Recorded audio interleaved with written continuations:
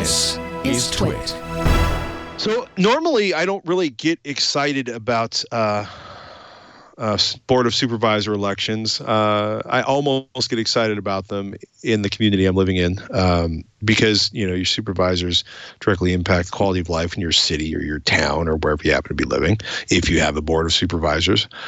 Or maybe just because you want to see who's going to be arguing with the mayor for the next several years. I can, however, name a Board of Supervisor election that has just guaranteed that it will get national, if not international, attention, which is the King Conservation District, which is essentially Seattle, the Seattle area. And NPR's Morning Edition reported this morning that, quote, Seattle area voters to vote by smartphone in first for U.S. elections. And this is kind of a big deal, right? So this is an area that covers approximately 1.2 million voters.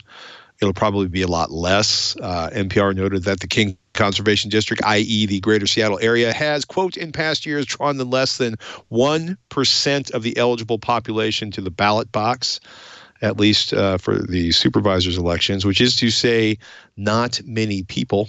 One of the things I particularly love about this article is that it points out that not just security experts, but the U.S. Senate is down on the idea of using phones for elections. And it's interesting, right? Whenever you have the U.S. Senate, which has never really been known for its technical expertise, agreeing with, you know, security experts, it's always a curious and slightly unsettling thing. They quoted Duncan Buell, who's a comp sci prof at the University of South Carolina, and his specialization is election technology. And he said, he told NPR, quote, there is a firm consensus in the cybersecurity community that mobile voting on a smartphone is a really stupid idea. I don't know that I've run across a cybersecurity experts whose mortgages are not paid by a mobile voting company who thinks it's a good idea. Basically, or let me make that clear. He's basically saying any security expert who thinks voting via cell phone is a good idea is essentially working for a mobile voting company. So Democracy Live kind of was looking at how this was going to work. You use your name, your birth date, you log into a web portal through the internet browser on your phone. And then they verify their submission of the ballot. They sign a signature. Quote, Finney says election officials in Washington are adept at signature verification because the state votes entirely by mail. That will be the way people are caught if they log into the system under false pretenses and try to vote as someone else. So, and then they're going to print out the ballots. The King County Election Officials Office, or the King County Elections Office, is going to print out the ballots, and the ones that match voter signatures will be counted. So, interesting. So yeah, maybe a little bit more sophisticated to game the system then, but not impossible. Right. Yeah, maybe not even particularly difficult, depending on how it's implemented. I'm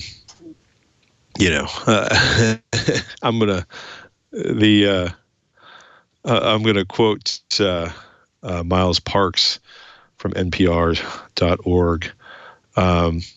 Where did it go? While advocates say this creates an auditable paper trail, many security experts say that because the ballots cross the internet before they are printed, any subsequent audits on them would be moot. If a cyber attack occurred, an audit could essentially require double-checking ballots that may have already been altered. So, the first question is, where do they keep the records of the signatures and how secure is that database? Or how likely are they to catch people who have not voted before, whose information is being spoofed, or. It's going to be interesting. It's going to gather a lot of attention. It was also notable to me, we're not a politics or an election podcast here by any stretch of the imagination, but this is another case where more of your life is potentially moving on to a smartphone. or a case where your hardware and how it is employed could radically alter things in your community. And it's in a day and an age where there's rarely enough time or space in many communities to vote. This would make voting much, much more accessible. ... But that's kind of a moot point if it isn't very secure. Yeah, I mean, but we've talked about before the fact that so many people do just about everything on a smartphone, and maybe not our audience so much. And we've said things, or I have said things like this before, or on my podcast, where we talk about it almost sounds like we're disparaging people who use PCs, or at least sometimes I may come across that way.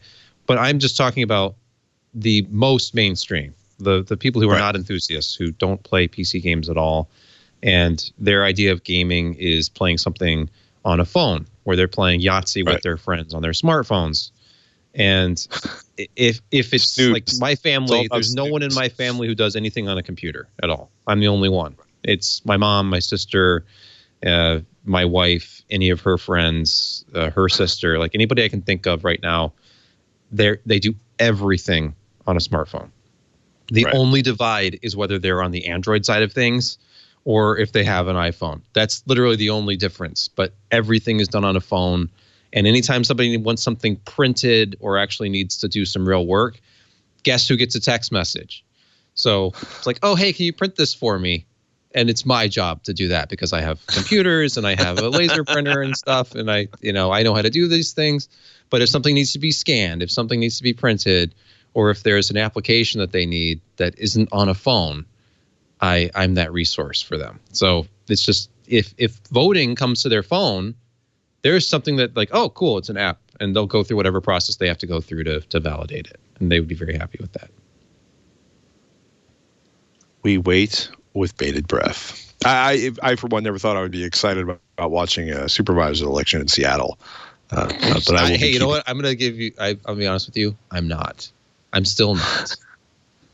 Even with the technological ramifications of it, city council or some kind of like local controller, I don't care about that election. I'm sorry. You say that now. Yeah, it's true. Wait till I get a few more gray hairs and I might start to care.